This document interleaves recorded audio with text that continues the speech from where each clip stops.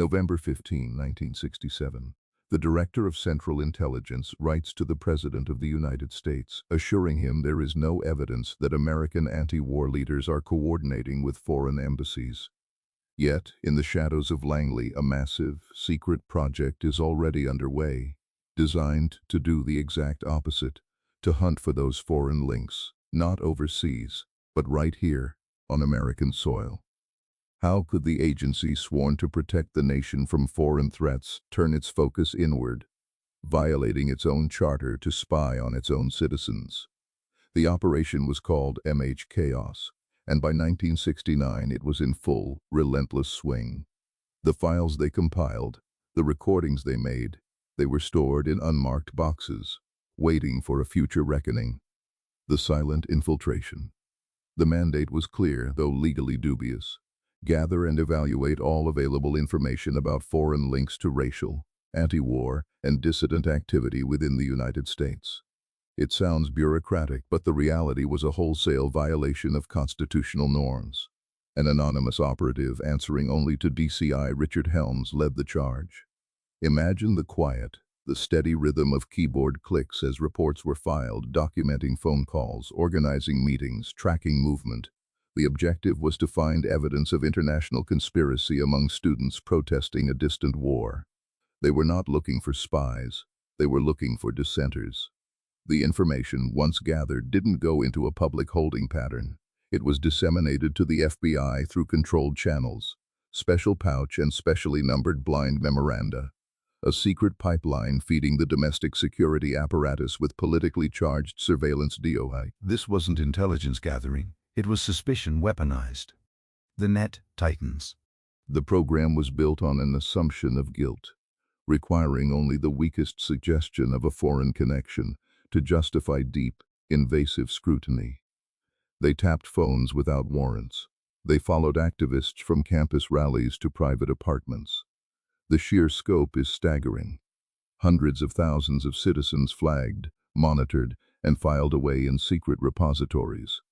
The language used internally was carefully sanitized, but the intent was not. One internal assessment, reflecting the sheer desperation to justify the surveillance, suggested a strategy. In order to spy on domestic dissidents, just call them terrorists. This reframing effort alone reveals the depth of the charter violation. Every wiretap installed, every letter opened, was an act taken outside the established rules of law, hidden within the opaque budget of the Department of Defense. Whispers of exposure.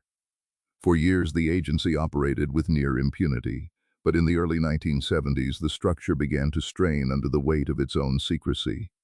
When the Watergate scandal erupted, the nation began to look critically at all secret government activities.